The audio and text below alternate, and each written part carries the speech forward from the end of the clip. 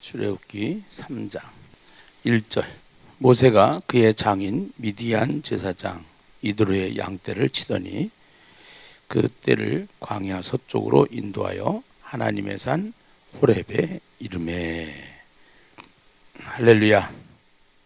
예. 하루에 한 번씩 영상 전도지를 보낸다든가, 또 엽서를 보낸다든가, 또 그림 카드를 보내고 자기 멘트를 만들어서 예비신자들한테 문자로 보내는 걸 지금 계속 진행을 하고 있어요. 출애굽기의 전체 내용은 보았느니라 전할지니라. 우리가 주님을 만난 사람은 당연히 해야 될 일이 있습니다. 그 일이 만난 사람은 전하는 것입니다.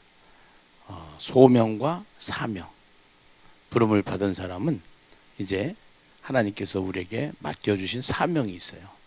그것이 이 땅에 하나님의 나라를 건설하는 거기 때문에 우리 공동체가 지금 성경의 진리의 말씀을 입각하여 계속 하나씩 진행하는 우리의 모습을 하나님이 기뻐하실 줄로 믿습니다. 오늘 출애굽기의 전체 내용은 구원과 동행. 무슨 산? 시내산. 시내산에서 사명을 우리에게 주십니다. 그래서 여기에 하나님께서 무슨 사건? 10가지 재앙, 홍해바다, 마라의 씀을, 또 만나와 메추라기, 르비딤, 아멜렉.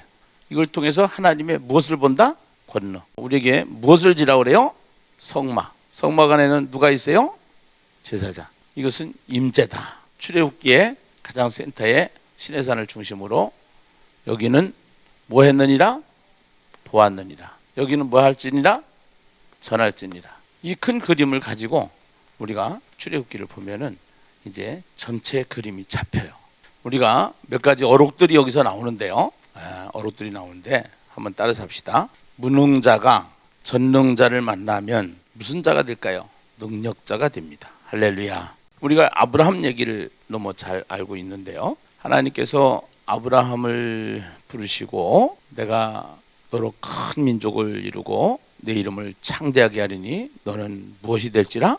복이 될지라 라고 말씀을 약속하셔요. 아브라함이 그걸 잘 믿지를 않아요. 그러니까 하나님께서는 약속하시고 그 일을 성취하시는 하나님이에요. 그것을 언약 성취 이란단 말이에요. 그러니까 하나님이 약속하시고 그것을 반드시 성취를 해주셔요. 자기의 종 엘리에셀을 자기가 자식으로 삼겠다 이렇게 하나님한테 아브라함이 얘기를 하니까 하나님께서 그러지 말아라. 내가 너한테 약속해 줄게. 내가 너 계약서 써줄게. 근데 그때 당시의 계약 중에 하나님께서 약속하신 그 약속을 하나님이 하는 계약 방식 중에 횃불 언약이 있는데, 짐승을 딱 반으로 쪼갠 다음에 짐승 사이로 횃불을 통해서 하나님이 언약하시는 방법이에요. 그 이야기는 무슨 이야기냐면은 만약에 내가 약속 안 지키면은 죽는 거야. 이런 거예요. 네가 약속 안 지키면 너도 죽고, 내가 약속 안 지키면 나도 죽고, 이런 거야. 이런 언약의 방식이 횃불 언약이었어요. 그러면서 하나님께서 뭐라고 말씀하시냐면은 너희가 400년 동안 종살이를 하게 될 거다라고 했어요. 그 종살이를 하게 되는 약속, 그 언약을 체결하시면서 분명히 너는 하나님께서 약속하신 것을 내가 너로 큰 민족을 이루고 내 이름을 창대하게 하리니 너는 복이 될지라 라고 말씀을 하셨는데, 이 아브라함과 언약을 맺어놓고 아브라함이 깼습니다. 그리고 아브라함이 이스마엘을 낳음으로 말미암아 약속을 깨는 아브라함의 모습을 보게 돼요. 그래서 13년간 하나님과의 교제가 끊어지죠. 하나님께서 아브라함 99세 때 나타나셔가지고 나는 전능자다라고 그래요. 따라서 합시다. 나는 전능자니라. 할렐루야. 하나님이 약속한 누구를 주시느냐? 다시 할례 언약을 통해서 할례 언약이라는 것은 이제 남자의 생식기를 자르는 거예요. 그것은 우리가 생식기를 자른다는 것은 죽었다라는 거야. 이게 이제는 나는 죽었다. 그래 놓고 하나님이 약속한 이삭을 하나님이 주셔요.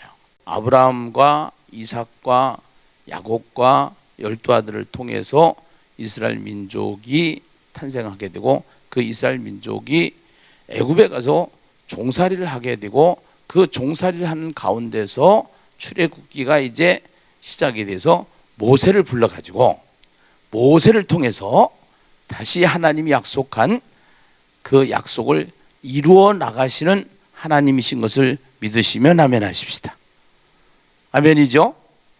할렐루야. 출애굽기 3장에 보면은 모세가 그의 장인 미디안 제사장 이드로의 양떼를 치더니 그때를 광야 서쪽으로 인도하여 하나님의 산 호렙에 이름에, 그래요. 하나님의 산 호렙. 거기다 밑줄 주세요. 하나님의 산 호렙. 이 호렙이라는 뜻은 무슨 뜻이냐? 폐허라는 뜻이에요. 폐허. 우리 인생 자체가 사실은 폐허 같은 인생입니다. 에베소서 2장에 보면은 하나님이 우리를 본질상 진노의 자녀이다 이렇게 얘기를 합니다. 모세의 생각에 자기 인생과 같이 폐허 인생, 된 그 폐허가 된 인생, 그 산을 우리가 호렙이다 이렇게 얘기를 하고요. 그때 이제 폐허가 된 인생 가운데 있을 때 하나님이 떨기나무 가운데서 나타나시는 장면이 2절이죠. 여호와의 사자가 떨기나무 가운데로부터 나오는 불꽃 안에서 그에게 나타나시니라. 그가 보니 떨기나무에 불이 붙었으나 그 떨기나무가 사라지지 아니하는지라. 떨기나무는 아주 흔한 가시 같은 나무예요. 가시, 우리나라의 시골 가면은 가시나무가 있듯이 이 사막에 아주 허접한 나무가 이 가시나무, 떨기나무예요. 그 떨기나무에 불이 붙었는데 하나님의 임재가 나타난 겁니다. 근데 그 불이 떨기나무가 사라지지 않는 거예요. 불이 붙었는데 타야 되는데 안 타는 거예요. 예.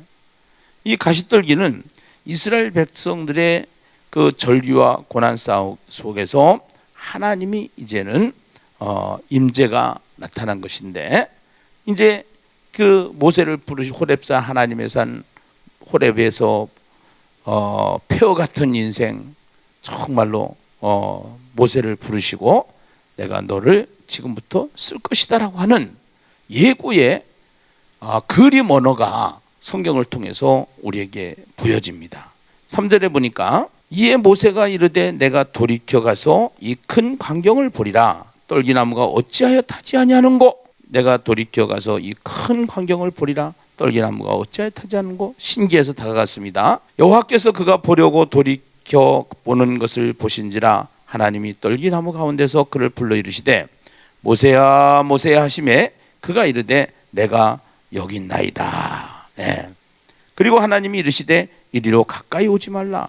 내가 선 곳은 무슨 땅이에요? 거룩한 땅이니 내 발에서 신을 벗으라. 네. 모세를 부르시고 이 네가 선 곳은 거룩한 땅이니 내 발에서 이제는 신을 벗으라. 사명을 주시는 하나님 앞에서 우리가 취할 것은 결국 뭐냐? 사명을 주시는 하나님 앞에서 우리가 취할 것은 순종이다. 예. 그리고 거룩한 땅, 거룩이다. 모세오경을 통해서 제일 가운데 있는 레위기, 그 레위기를 중심으로 해서 하나님이 우리에게 원하시는 것이 있는데 그것이 거룩이다. 거룩과 동행이다 라는 사실을 레위기를 통해서 또 시작이 되지요. 그러면서 하나님이 이렇게 말씀하십니다. 내 조상의 하나님이니 나는 내 조상의 하나님이니 아브라함의 하나님, 이삭의 하나님, 야곱의 하나님이라.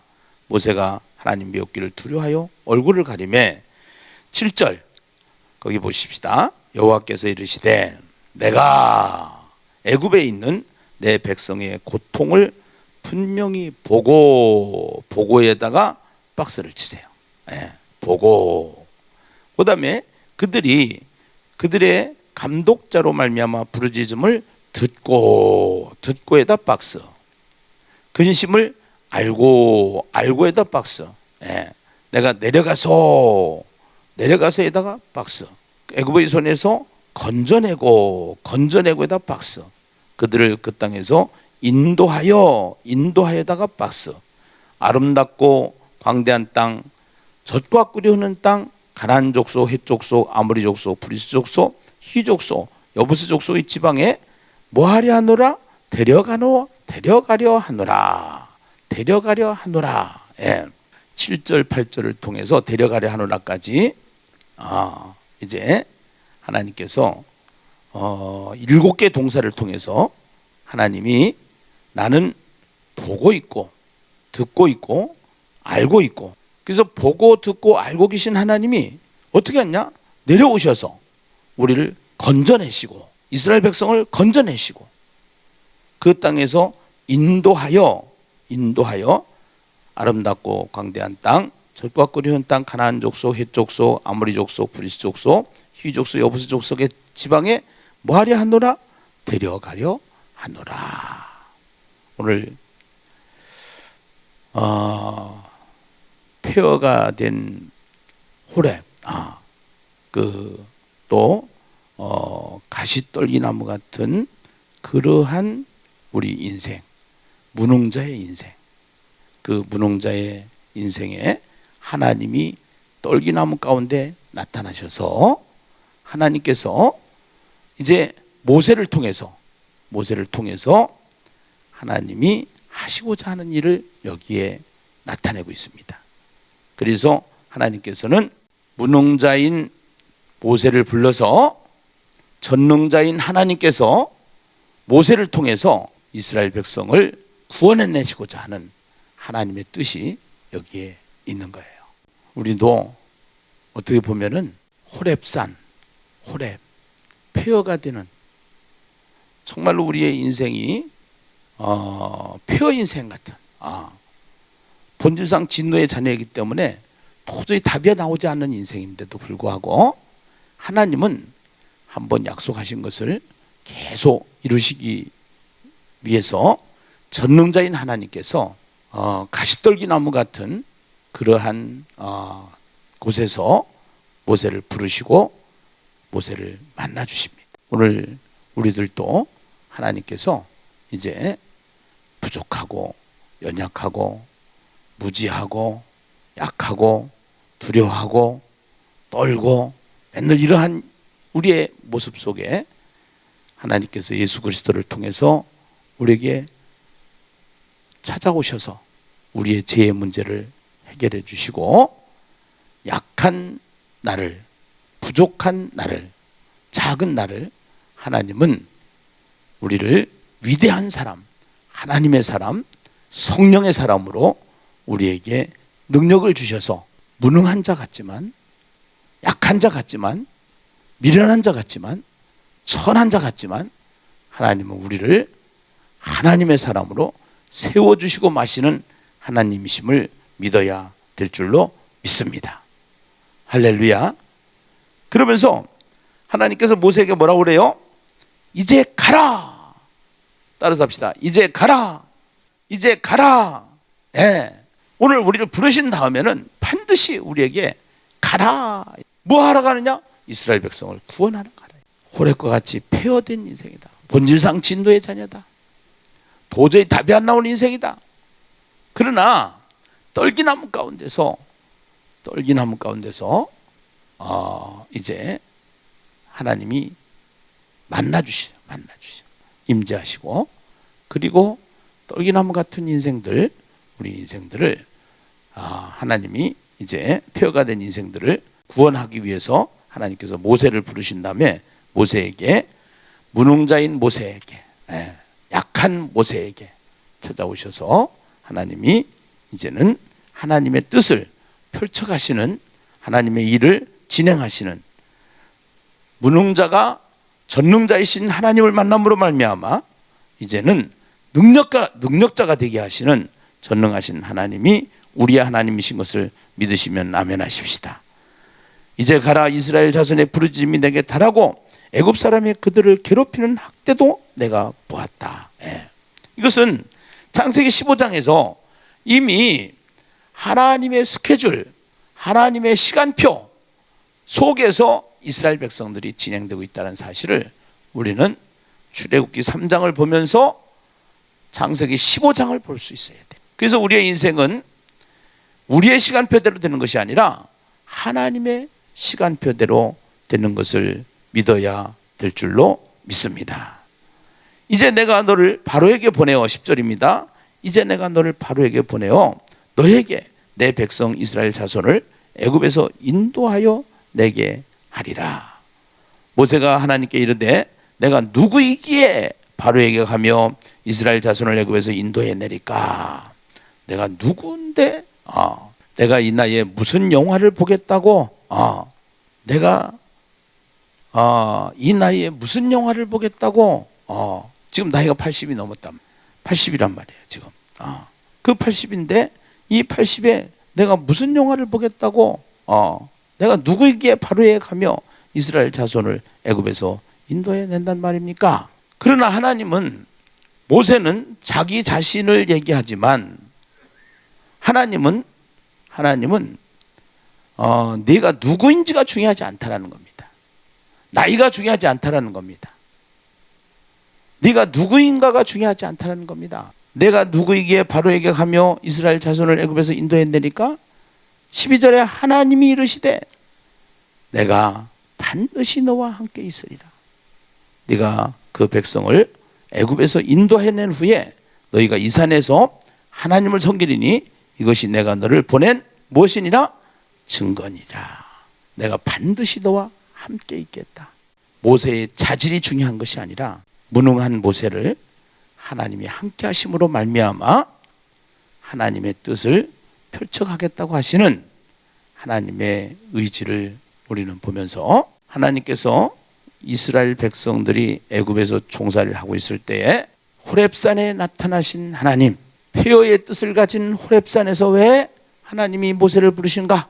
우리 인생은 본질상 진노의 자녀이기 때문에 우리는 폐허 같은 인생인데도 불구하고, 무능자임에도 불구하고 하나님은 우리를 부르셔서 전능자인 하나님께서 우리와 함께 하심으로 말미암아 모세가 능력이 있고, 모세가 리더십이 있고, 모세가 말을 잘하고, 모세가 똑똑해서 이스라엘 백성을 구원하기 위한 리더로 세우는 것이 아니고, 네 나이가 중요한 것이 아니고, 너희가 나이가 많고 무능한 거 안다. 그러나 내가 너와 함께 하리라고, 반드시 내가 너와 함께 하리라. 전능자인 하나님께서 모세를 만나주심으로 말미암아 이스라엘 백성을 구원해내는 가장 앞장선 리더로 하나님이 세워주신 줄로 믿습니다. 이 폐허된 인생, 부족한 인생, 또 연약한 인생들을 우리를 하나님 만나주시고 지금도 성령을 통해서 우리를 통하여 작은 자로 천을 이루게 하시고 약한 자로 강하게 하시는 전능하신 하나님과 함께 무능자인 모세를 통해서 전능자인 하나님이 함께 하심으로 말미암아 능력자가 되었던 것처럼 오늘 하나님이 우리와 함께 하심으로 말미암아 우리가 하나님의 능력을 가지고 이 땅에서 정말로 가라고 말씀하시는 그 말씀에 순종하면서 달려가는 저와 여러분이 되어야 될 줄로 믿습니다. 고린도서 1장 26절입니다. 26절, 형제들아 너희를 부르심을 보라. 육체를 따라 지혜로운 자가 많지 아니하며 능한 자가 많지 아니하며 문벌 좋은 자가 많지 아니하도다. 그러나 하나님께서는 세상에 무한 것들을 택하셔서 미련한 것들을 택하셔서 지혜 있는 자들을 뭐하게 하시고 부끄럽게 하려 하시고, 세상에 무한 것들을 택하사 약한 것들을 택하사 무한 것들을 부끄럽게 하시며 강한 것들을 부끄럽게 하려 하시며, 하나님께서 세상에 천한 것들과 멸시받는 것들과 없는 것들을 택하사 있는 것들을 피하려 하시나니, 천한 것과 멸시받는 것과 없는 것들을 택하사 있는 것들을 폐하려 하시나니 이는 아무 육체도 하나님 앞에서 자랑하지 못하게 하려 하심이니라. 아멘. 저는 요 고린도전서 1장 26절, 27절, 28절 말씀을 너무너무나도 좋아해요. 왜 그러냐면은 제가 목회를 하기 전에 사람들이 저한테 주의 종이 되어야 될 사람이 사업하고 있냐는 거예요. 왜 사명을 받은 사람이 사명의 길을 안 가냐는 거예요. 그래서 난 아니다. 나는 말주변도 없고 나는 노래도 못하고 음치고 난 자질이 없다. 그래서 젊은 나이 때부터 나의 비전을 세워가지고 그래가지고 제가 세운 비전에 따라서 제가 세운 목표에 따라서 제 인생을 갔어요. 근데 잘 되는 것 같았지만 이게 뭔가가 이상한 거예요. 그러면서 계속 주변에서 그러한 이야기를 함에도 불구하고 아니다. 나는 평신도다. 평신도가 평신도를 깨우는 것이 더 멋있는 일이다. 그렇게 하면서 평신도 사역을 꿈을 꾸고 가는데 하나님이 저를 부르심이 있었죠. 호렙산에서 모세를 부르듯이 저를 부르신 사건이 이제 저의 인생 가운데 있었고 이제 하나님이 그 사명을 주셔서 정말로 말주변도 없고 또 많이 공부도 안 했고 이러한 저를 불러주셔서 찬양도 제대로 못하고 이러한 약한 나를 불러주셔서 천한 나를 불러주셔서 정말로 오늘 지금까지 목회를 잘 감당할 수 있도록 하시는 것은 분명한 하나님의 은혜인 줄로 믿습니다. 우리 모두가 그렇습니다. 꼭 목회자의 길이 아니더라도 사명자의 길이 아니더라도 우리는 모세와 같이 호렙산과 같이 폐허가 된 인생 여러 가지로 모든 것이 부족해요. 그래서 나는 못한다, 나는 안 된다, 난 나이가 많다, 난 배운 것이 없다. 아니 그래요. 무능자인 모세를 불러서 하나님이 함께 하심으로 말미암아 전능자가 찾아오심으로 말미암아 전능자가 함께 하심으로 말미암아 능력 있는 모세를 만들어 내시고 마시는 그 하나님이 아브라함의 하나님이요 이삭의 하나님이요 야곱의 하나님이요 우리의 하나님이신 것을 믿으시고 함께 맡겨진 사명을 잘 감당하는 저와 여러분 되시기를 주님의 이름으로 축원합니다.